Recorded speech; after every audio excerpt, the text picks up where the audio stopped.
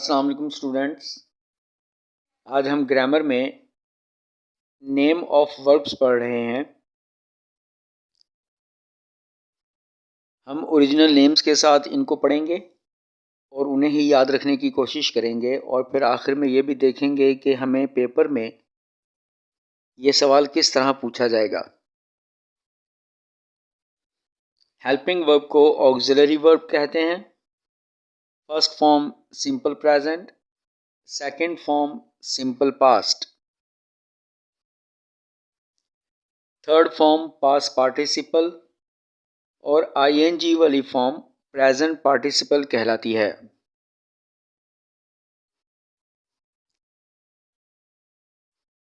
ING वाला कोई लफ्ज़ अगर सब्जेक्ट या ऑब्जेक्ट के तौर पर लिखा हो तो वो जेरेंड कहलाता है।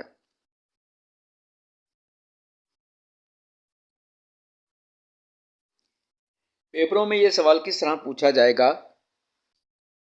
ही इज राइटिंग अ लेटर, यहाँ पर इज अंडरलाइन होगा और वो हमसे पूछेगा the underline word is a dash verb. ये हेल्पिंग वर्ब है, ऑक्सिलरी वर्ब है, सिंपल प्रेजेंट है या सिंपल पास्ट है। तो हम उसे बताएंगे कि ये ऑक्सिलरी वर्ब है। केसेस ऑफ प्रोनाउंस में हमें याद रखना है कि 3 तरह के केसेस होते हैं: subjective, possessive, objective. I my me, we our us, you your you, he his him, she her her, they their them और इट इट्स इट। इनको याद रखना इसलिए भी ज़रूरी है स्टूडेंट्स क्योंकि ये सवाल ग्रामर के पार्ट में भी आता है और एक्टिव पैसिव में भी इसकी ज़रूरत पड़ती है। डायरेक्ट इनडायरेक्ट में भी ये बहुत काम आता है। अगर हमें ये सही तरीके से याद नहीं रहेगा तो हम लाजमी अपने उन 2 सवालों में भी गलतियां करेंगे। पेपरों में ये सवाल किस तरह पूछा जाएगा। लिखा होगा he is writing now, he underline होगा और the underline word is dash case of pronoun. जब वो हमें केस ऑफ प्रोनाउन करके पूछेगा तो हमारे जहन में ये टेबल आ जाना चाहिए। हमारे पास ऑप्शंस होंगे सब्जेक्टिव, पोजेसिव, ऑब्जेक्टिव के पर्सनल ही के लिए। तो हम उसे बताएंगे कि ये सब्जेक्टिव केस ऑफ प्रोनाउन है। अल्फाज का जो ग्रुप समझ में ना आए वो फ्रेज कहलाता है। मिसाल के तौर पर in an unwise manner, under the table, in the classroom. और जब अल्फाज का ऐसा ग्रुप जिसमें पूरी बात समझ में आ जाए वो सेंटेंस कहलाता है। सेंटेंसेस की कुछ काइंड्स होती हैं। हम जो जुमले बोलते हैं रोज़ाना की बुनियादों पर, उनमें बहुत सारे जुमले होते हैं जिनको अगर नाम दिया जाए तो वो इस तरह होंगे। सादा जुमला असर्टिव सेंटेंस कहलाता है। आई एम टेकिंग टी, ये एक सादा जुमला है। अगर फ़िक्रे में नोट लिखा हो तो ऐसा फ़िक्रा नेगेटिव कहलाता है। अगर फ़िक्रा सवालिया हो तो इंटरोगेटिव।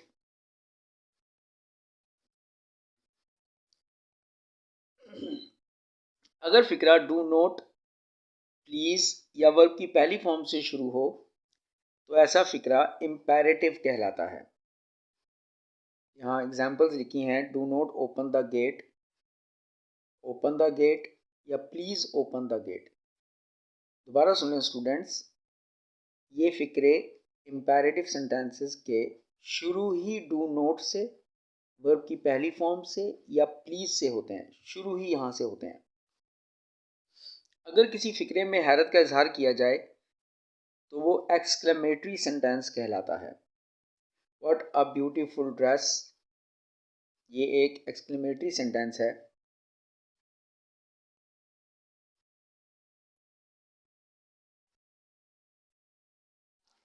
अगर आपके फ़िक्रे में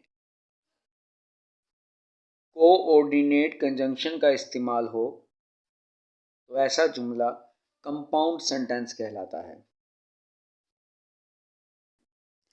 अगर फ़िक्रे में सब ऑर्डिनेट कंजंक्शन का इस्तेमाल हो तो ऐसा जुमला कॉम्प्लेक्स सेंटेंस कहलाता है। फैन बॉयज के अलावा तमाम कंजंक्शंस को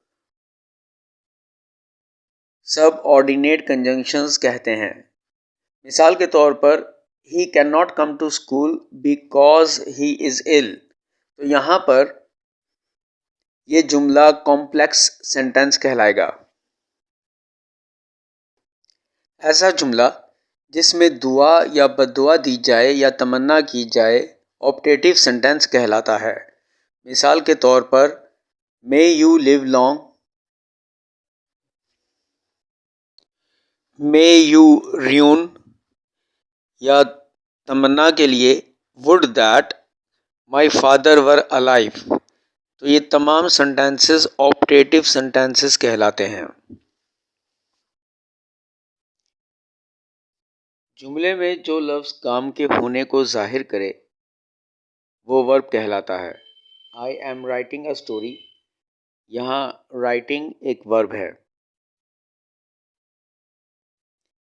वर्ब की काइंड्स में आपको एक बात का ख्याल रखना है कि आपको दो दो करके ही जहन में रखनी है। जिस तरीके से मैं समझाते जा रहा हूँ आपने इसी तरीके से उसको जहन में रखने की कोशिश करनी है।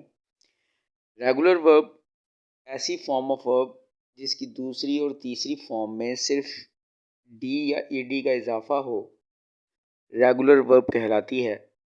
मिसाल के तौर पर complete, completed, completed. Irregular form of verb में जब वर्ब की दूसरी और तीसरी फॉर्म में स्पेलिंग बदल जाएं या सेम रहें तो ऐसी form of verb irregular form of verb कहलाती है। रिंग, रैंग, रंग, कट, कट, कट, ये इर्रेगुलर फॉर्म ऑफ वर्ब की मिसालें हैं। ट्रांजिटिव फॉर्म ऑफ वर्ब ऐसी फॉर्म ऑफ वर्ब होती है जिसमें जुमले में किसी वर्ब का ऑब्जेक्ट लिखा हो। मिसाल के तौर पर you are writing a story, यहाँ पर वर्ब राइट है, राइटिंग है, लेकिन हमें ये देखना है कि यहाँ पर इसका ऑब्जेक्ट भी लिखा है। तो इस वक्त ये form of verb writing transitive form of verb है। जब किसी जुमले में वर्ब का ऑब्जेक्ट ना लिखा हो तो ऐसी फॉर्म ऑफ वर्ब इंट्रांजिटिव कहलाती है। मिसाल के तौर पर you are writing in the class, यहाँ पर वर्ब राइटिंग का ऑब्जेक्ट नहीं लिखा, इसलिए यहाँ पर इस वक्त writing intransitive form of verb है। फेनेटिव फॉर्म ऑफ वर्ब ऐसी फॉर्म ऑफ वर्ब होती है जिसे आप टेंस के लिहाज से लगाते हैं। मिसाल के तौर पर इज, एम, आर या वाज वर्ब के साथ आप आईएनजी वाली फॉर्म लगाते हैं। हैज़, हैव के साथ आप थर्ड फॉर्म लगाते हैं। तो ये तमाम form of verbs finite form of verbs कहलाती हैं। अगर जुमले में आपके पास टू के बाद वर्ब की पहली फॉर्म लिखी हो तो ऐसी फॉर्म ऑफ वर्ब इनफिनेटिव कहलाती है। एक लफ्ज़ जो वर्ब के बाद लगकर वर्ब के मायने में इजाफा करे वो एडवर्ब कहलाता है। आई एम वॉकिंग स्लोली, यहाँ पर लफ्ज़ स्लोली ये बता रहा है कि वॉक कैसे किया जा रहा था, तो यहाँ पर स्लोली लफ्ज़ एडवर्ब होगा। इसी तरह slowly, quickly, well, fast, swiftly, ये तमाम एडवर्ब्स हैं जो काम के होने के या करने के अंदाज के बारे में बयान कर रहे होते हैं। काइंड्स ऑफ एडवर्ब्स में ऐसा लफ्ज़ जो वर्ब के बाद लगकर वर्ब के मायने में इजाफा करे एडवर्ब ऑफ मैनर कहलाता है। जैसा कि अभी हम पढ़ चुके, क्विकली, सॉफ्टली, वेल, फास्ट, ये तमाम एडवर्ब ऑफ मैनर्स हैं। जुमले में कोई भी ऐसा लफ्ज़ जो वक्त को ज़ाहिर करे, now, just, still, at present, at the moment, yesterday, वो एडवर्ब ऑफ टाइम कहलाता है।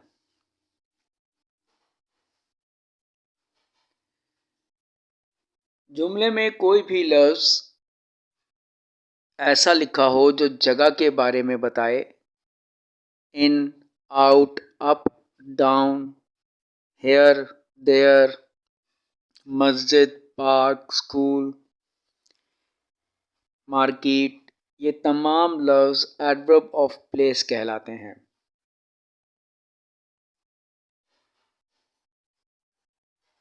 जब वर्ब के बाद डिग्री के साथ कोई लफ्ज़ लिखा हो, मिसाल के तौर पर the women is crying very loud, यहाँ पर लाउडली नहीं लिखा बल्कि डिग्री के साथ, वेरी के साथ उसने सिर्फ लाउड लिख दिया, तो ये लफ्ज़ very loud adverb of degree होगा।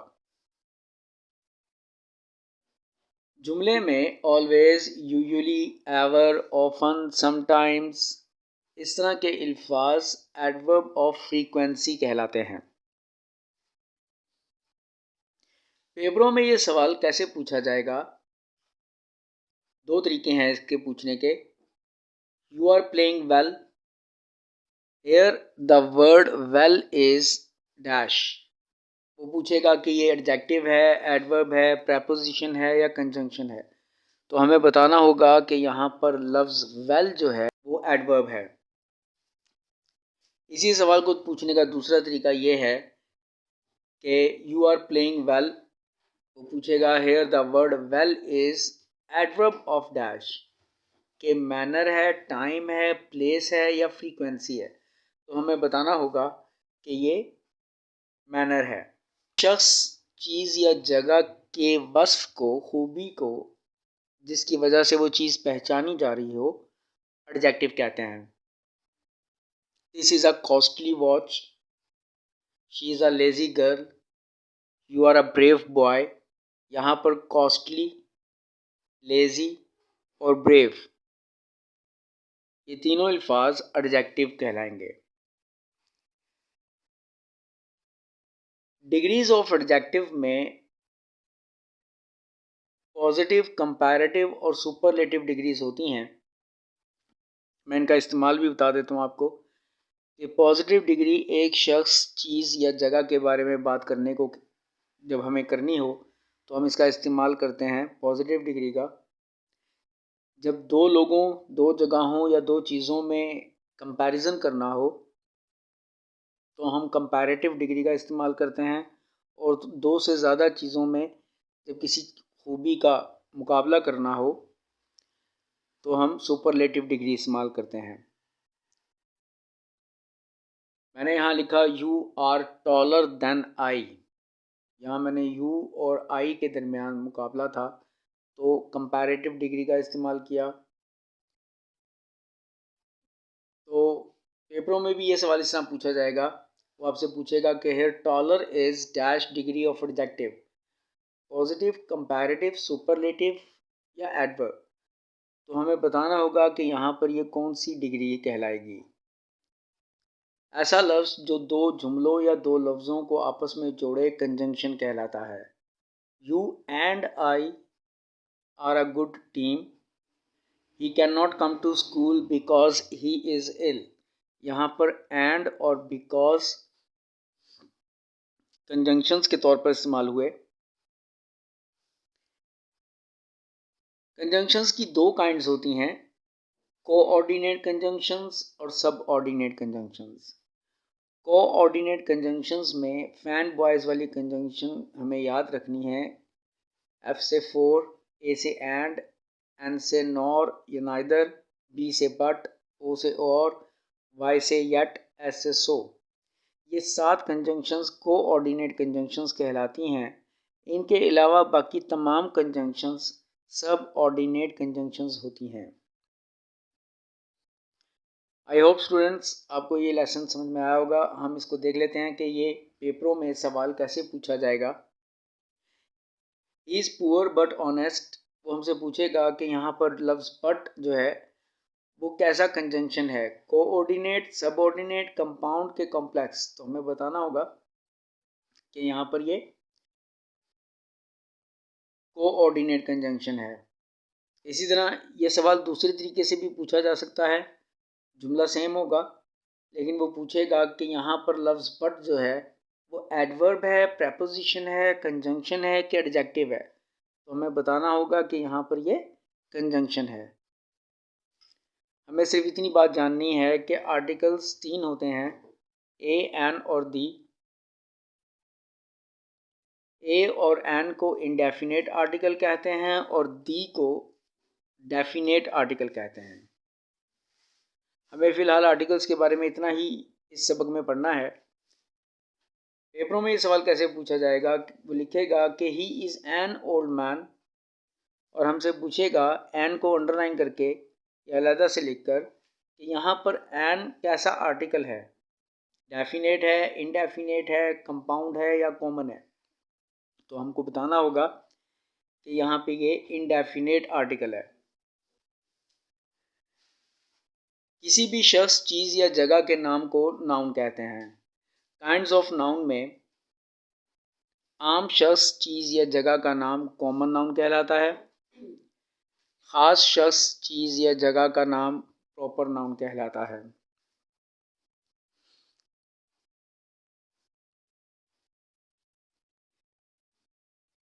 जिस नाउन को आप नाप तोल सकें लेकिन गिन ना पाएँ, इसमें सोना, चांदी,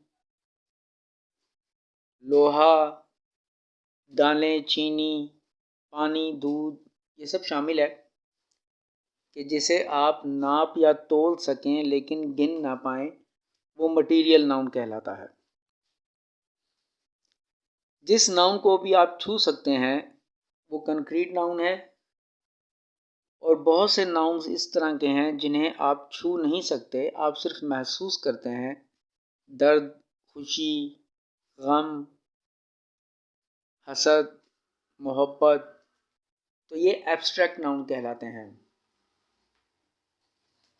इंसानों, जानवरों और चीज़ों के ग्रुप को जब एक नाम से पुकारें, जैसे gang, committee, crew, band, crowd, army, class, ये तमाम अल्फाज कलेक्टिव नाउन कहलाते हैं। जब कोई लफ्ज़ नाउन की जगह पे बोला जाए तो वो प्रोनाउन कहलाता है। काइंड्स ऑफ प्रोनाउंस में जब आप किसी की ज़ात के लिए प्रोनाउन यूज़ करते हैं, I, we, you, he, she, it, they, तो ये काइंड्स में पर्सनल प्रोनाउंस कहलाते हैं। वो तमाम प्रोनाउंस जो मलकियत को शो करने के लिए बोले जाते हैं, my, our, your, his, her, their, its, ये पोजेसिव प्रोनाउंस कहलाते हैं।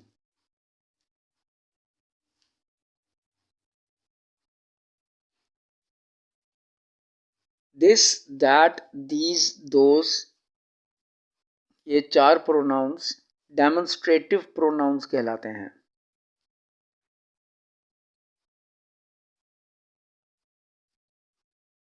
जब प्रोनाउन के साथ सेल्फ या सेल्व्स लिखा हुआ आ जाए तो ऐसा प्रोनाउन रिफ्लेक्सिव प्रोनाउन कहलाता है।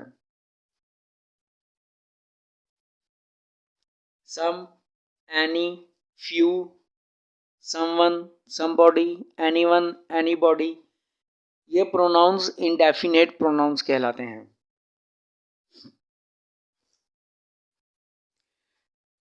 WH फैमिली का कोई लफ्ज़ फ़िक्रे के शुरू में आ जाए और आखिर में सवालिया निशान आए, वो लफ्ज़ जैसे कि वाई, हुम, वेयर, ये अल्फाज इंटेरोगेटिव प्रोनाउन कहलाते हैं। डब्ल्यूच फैमिली का कोई लफ्ज़ और इसमें दैट भी शामिल हो, फ़िक्रे के दरमियान में आ जाए और आखिर में फुल स्टॉप लिखा हो, तो ये अल्फाज रिलेटिव प्रोनाउन कहलाते हैं। ऐसा लफ्ज़ जो आपकी अचानक आने वाली फीलिंग या इमोशन को ज़ाहिर करे, इंटरजेक्शन कहलाता है। जुमला आप बाद में अदा करते हैं, पहले इन अल्फाज को अदा करते हैं, जैसे कि हुर्रे, वाओ, शिट, अलास, तो ये इंटरजेक्शन कहलाते हैं। प्रेपोजिशन में